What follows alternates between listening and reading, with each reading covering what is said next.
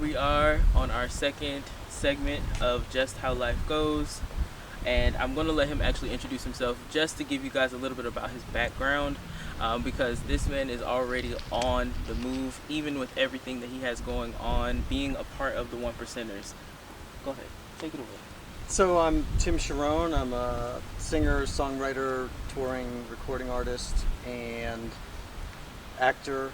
And I also own a booking agency where I book bands and musicians into events around the country. And that right there is not only one reason why I wanted to bring him on here, was just to show you guys that even with what we go through every day, we still find ways to strive and keep going. Now, I want to just ask you, what does keep you going? Other than your fans, other than you just, having that go get 'em attitude, what keeps you going? That's a good question.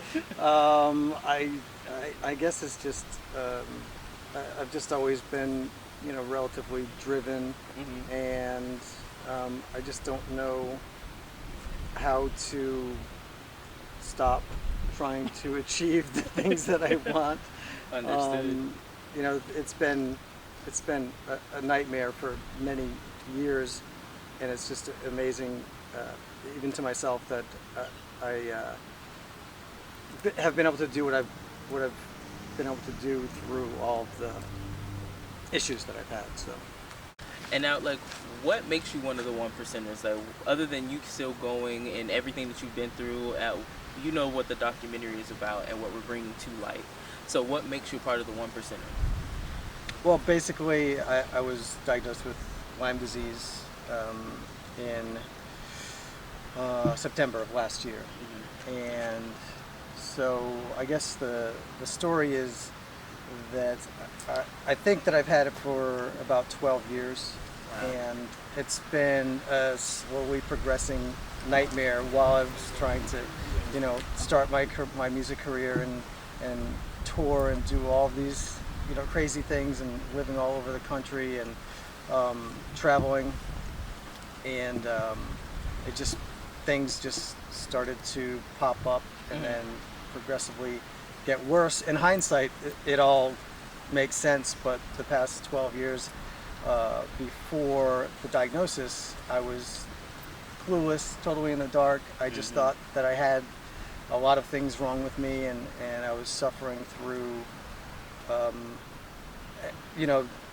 day to day. I was just suffering through it, and just had no idea what was going on.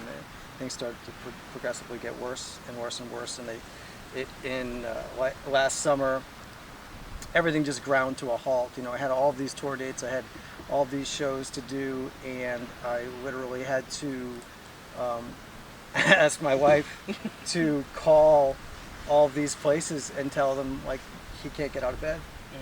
So I had to cancel everything for about 4 months. Now, with everything that you went through and having that going on, and even have to go on tours and things like that, how did you make the time, and how many doctors did you even have to go and see during that time to figure out finally what was going on with you? All of them. That's how many I've had to see. It was just it's like a bad movie. We were traveling all over the place, and one of the symptoms that I've had for about 11 years, 12 years, was excruciating back pain. And so, I up until this past year, I can't remember doing a show without wanting to cry afterwards.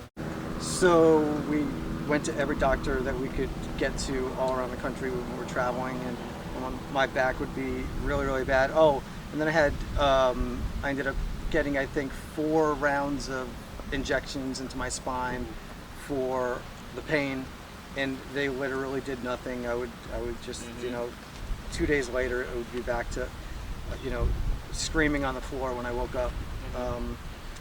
And then, so I started, it got so bad that I started taking pain medication, which helped, of course, in the short term. It was, that's kind of the catch-22 with the pain meds, is they really help get rid of the pain, but then became dependent on the pain meds for about 9 months, and when I decided to quit them, then I had a big episode where I was up in New England playing a big show, and this is kind of what kicked off like the whole me realizing that there was really something more wrong than just my back.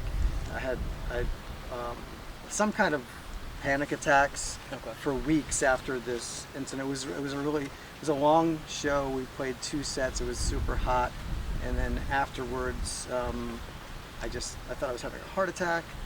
Went to the actually had an ambulance come. Went to the hospital. Nobody, and like the back doctors, bone density scan and all the MRIs and everything. Nobody knew. They were just like, your back is structurally fine, and we don't know what's going on. We don't know what's going on. So it was extremely frustrating. Right. And then I had this episode. They didn't know what was going on with with that. So I'm having panic attacks for like 3 weeks after every single day.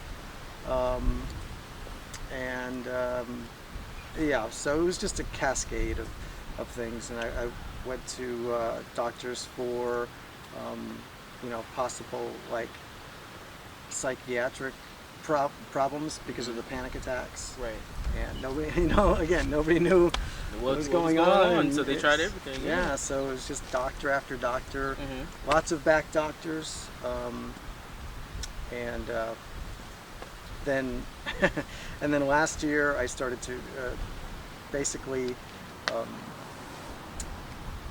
I believe that I developed Lyme carditis, which is basically the Lyme disease goes through your body and affects different things and manifests itself in different ways. Wow. And one of them is Lyme carditis, which it goes to your heart, and it makes your heart rate super slow. So I was basically dizzy for weeks, and I would be passing out, and so that's why I had to stop doing everything in my life. I couldn't even get out of bed, and not be incredibly dizzy, and my vision was a mess. So then it started cardiologists, and starts a whole nother world. Yep, and the cardiologists, you may have gone through this as well, where doctors make you feel foolish. Yeah, that unfortunately that they don't know, and then they feel like you're making it up, or that you're like, for me, they thought like before they even noticed, they just thought I was just making up the pain. And with mine, it's visible after a certain amount of time, and then once it becomes visible, you're going to know that I have it. So there are certain areas of my body that like are just covered in like different types of, I guess I should say, like abscesses in a way, and that's what happens with me. So like anytime I'm stressed or overwhelmed or anything like that will happen. And being in the industry that I am, that happens all the time. And I'm not giving that up just because of that. Right. So I did have to, just like you did, I had to go to many different doctors. Many different people thought, it was because of my weight or different things like that. But come to find out, that has nothing to do with it. It has nothing to do with me eating gluten, or like that can definitely help it, as if I don't. But like there are different things of like your diet and different just activities and things that can help it. But however, there's really no cure for it. Yep. So between going to the other doctors and then hearing, at first like, we just don't know what's going on, but you can take this and that could possibly help you. Yep. And then with that being said, they ended up having to give me different pain medications, which ended up, just like you, I became hooked for a long time. I don't even know how many months, because I basically went into like my own little bubble. After a while, because I was in college, I was in my last year, and I was in so much pain I could barely even go to class sometimes. So I could definitely completely understand when you say about the back pain and the different pains and things like that. Like there was different parts of time where in my head, like I would rather just like cut off that part of my body and keep it moving. Yep. Because at the time, that's what the doctors would actually tell me, like, we would have to do skin grafts for you before we can do anything else. Wow. So like for me, before the medication that I'm on now, before it even started to minutely help, like it sent me back so far until they figured out my regimen that actually it helps, but just for me to be able to move and just to be able to sit here and do this right now. Yep. So like before, I couldn't even sit at a desk to do anything. Yeah. Like it got to a point where I was bedridden. Yeah. Like I had lost so much blood at one point, like I had actually passed out and came back to, like I had to go to the hospital and things like that. But I had like bruised ribs, I almost like broke my arm and all those things because like I had no idea what was going on, and that's finally when I found out. And I had to go to so many dermatologists, so many different people trying to check out like my ovaries and things like that. Thought it was that, and it had nothing to do with those things. And it's just the fact of, wow, all this time. Yeah. Yeah. Yeah. Yeah. I mean, when you go through years and years and years of not knowing what's happening to you, and then things progressively getting worse, and on top of that, you know, obviously we all look to doctors for answers, and you know, there of course were some great doctors that cared, Yes. that I saw, Yes. but you know, rightfully so. Lyme disease and many of these things are just so rare. they're just exactly they have no idea what's going on. But you know, on the other hand, I did encounter some doctors like my cardiologist that had me. I was so bad, like I went into I went in for a test, I think, because everything was getting so bad. This was like last August or September, something like that. And I was getting so bad that I went in for a test to the cardiologist, and I was like having convulsions and so dizzy I could not even sit up, you know. So it was so bad that he had me admitted to his hospital that he works through, so that they could just do all the tests they wanted to do and have me overnight. And then we go to get discharged, and the hospital gives me a paper and says, these are a list of possible causes for your bradycardia, which is the low heartbeat. And one of them was Lyme disease. And I'm from New England, and I go to these islands and stuff where Lyme disease and deer ticks are it's an infestation. So, long story long. So we go back to the doctor. Okay. Right. And he literally, we walk in, and he literally goes, I got nothing for you.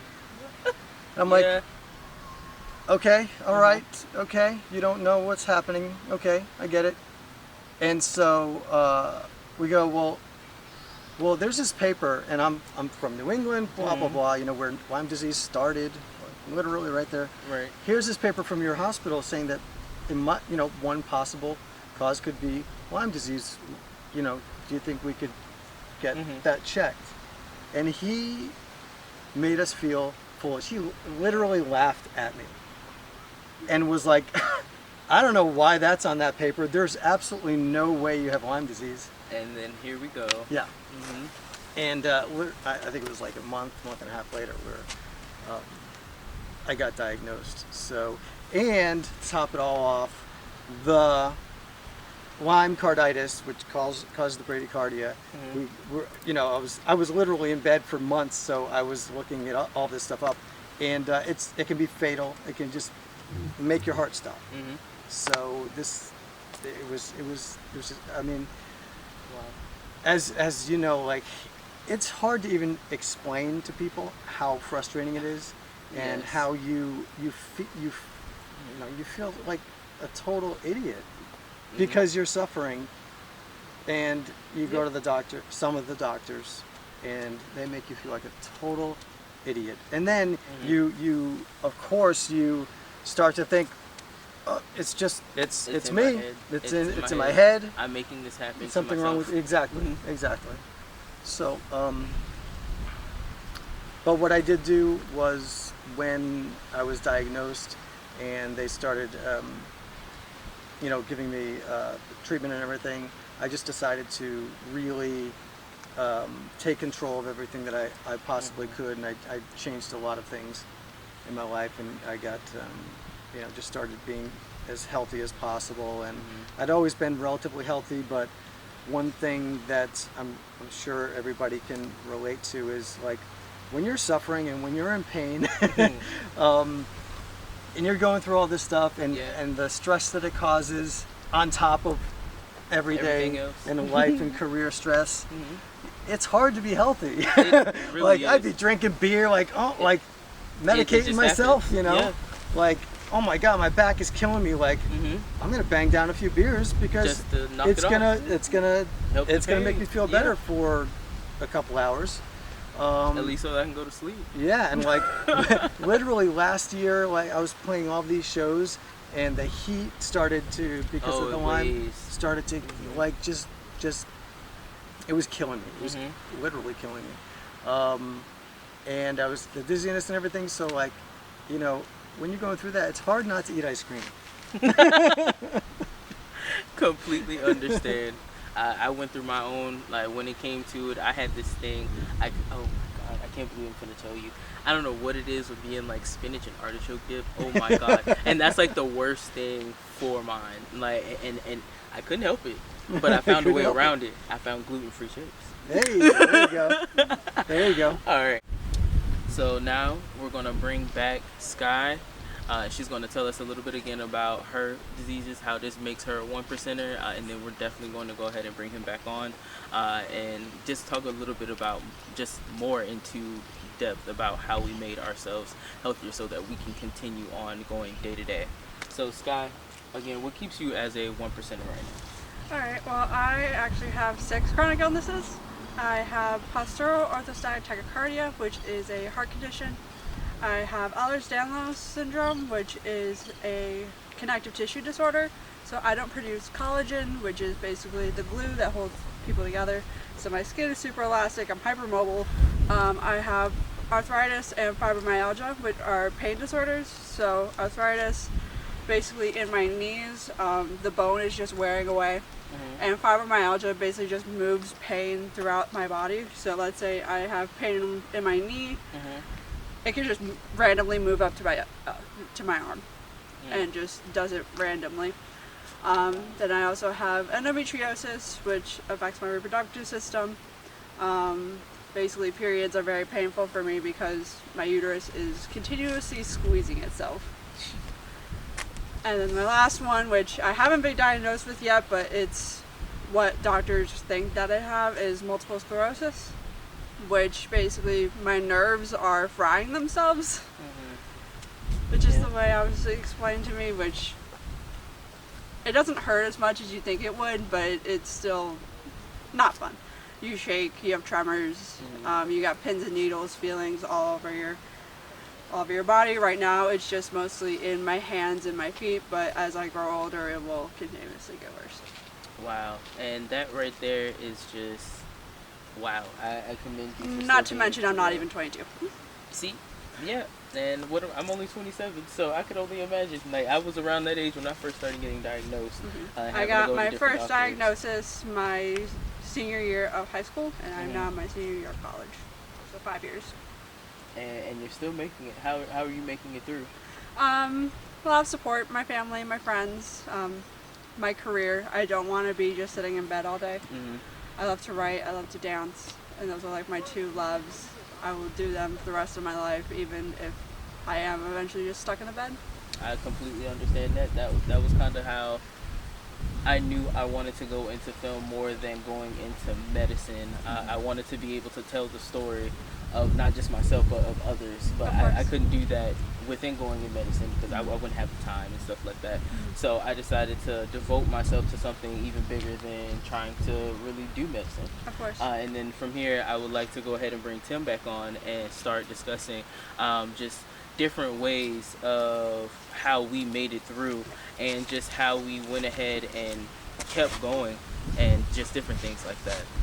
We're back and we want to basically just go ahead and talk about how we continue to keep going. What keeps us going as like not just a collective, let me not say that, just talk about individually what keeps us going, what strives us, our future goals, and just pretty much where you'll see us and where you'll find us, because this isn't it. This isn't over.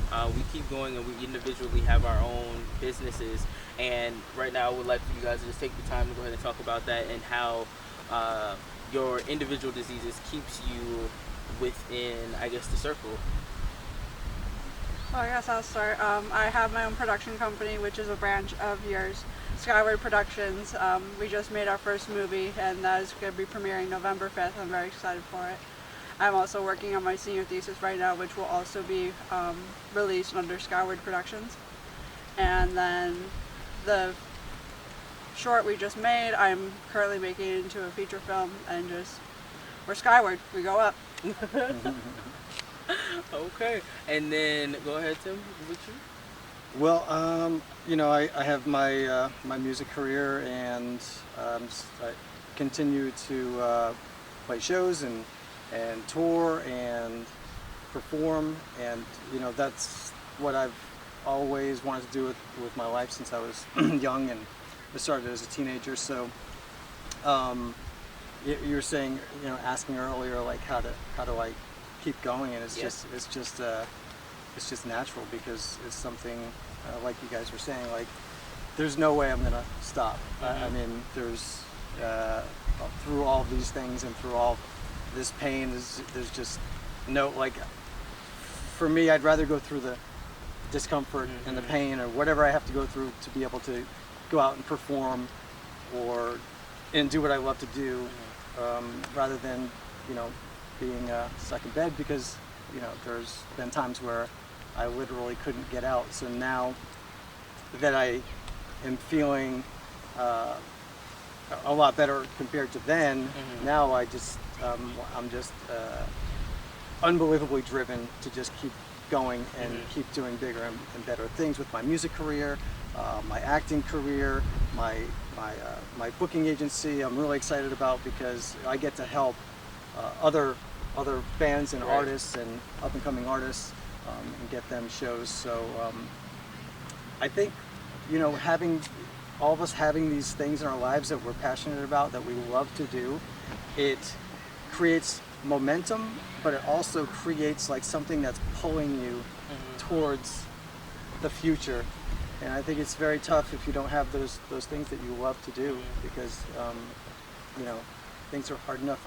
I'll tell you, a good example was just this morning. So I got up and I had a lot of pain, and we wanted to go paddleboarding because it was absolutely amazing out here. And it took me like an hour and a half to get, you know, get up and like just start warming up and going down and picking up the paddleboards and getting out there. And by the time I was like, you know, 20 minutes into paddleboarding, everything started to loosen up. But you know, I've come to realize that I have to push myself through all this discomfort and all this pain, because once I started to warm up, then I started to feel almost human again. See? I mean, it's the same way for me. I mean, even this morning, I spent half an hour in bed, and I'm just like, I can't. I have class, I have things to do today, and I just can't. And I just got up, I showered, I ate my breakfast, and I was like, okay, I'm feeling human again. So let's get it. Let's get this done. Let's get it. Yeah. That's so amazing, because like I feel like we all just went through something this morning, and that's crazy how we still made it here. Because for myself, like I told you, I had to go take my car to the shop before I came here. But after that even happened, I thought I would have enough time to just go do that and come straight here. No, I had to go do that, and then I had a rupture in between. So I had to go home, change clothes, and then come here, which was like another 30 minutes out of the way. So it's just like, it's completely, it just amazes me that I'm not the only one that still pushes myself to keep going like that. So which makes me want to ask this question as one of our final questions. What makes you beat those highs and lows? How do you mentally overcome those low days where you just honestly just want to stay in bed, but you have so much to do, and then those high days where you feel like you can conquer the world? It's just my success. I'm starting my own production company. I'm not even graduated from college, and I need to, not necessarily need to, but I love that drive to feel successful. Okay. So for you, it's drive. Okay. That's a great answer. I guess I think it's the same way for me. I mean, like it's kind of the carrot and the stick. I always have these amazing things that I'm fortunate that I built my career up to be able to do the kind of performances and the kinds of tours and get I have a couple of films that I'm acting in coming up, and commercials. I'm shooting a series for National Geographic next week, and I just try to set up as many of those things to have that carrot. Like, that's why I'm getting up. Yeah. That's why I'm like, I could have stayed in bed, or I could have not come out and worked out today.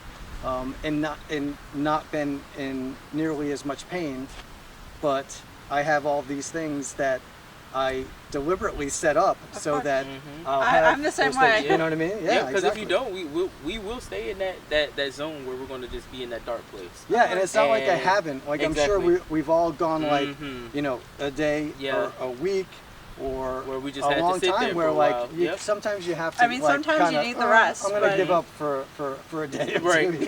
Yeah. Right. It's not always work, but at the same time, we have to have that want to keep us going, and that, I guess I should say, that idea to give us more to keep us going. Yeah. Because if we don't, like, it will become that time where we do get stuck in that dark place. But at the same time, we have to give our bodies that time to recover at the So same time. I think absolutely. I think that for everybody, regardless of whether or not you're going through something like this, like to have a vision and a compelling future to drive you forward, Yes. to either to push you forward and to pull you forward. And that's what's gonna help you. Yeah. Get out of bed and have those days where you feel like you can conquer the world. Absolutely. And with that being said, I think that is a great segue to just go ahead and say thank you guys for watching, and we will see you on the next episode of Just How Life Goes.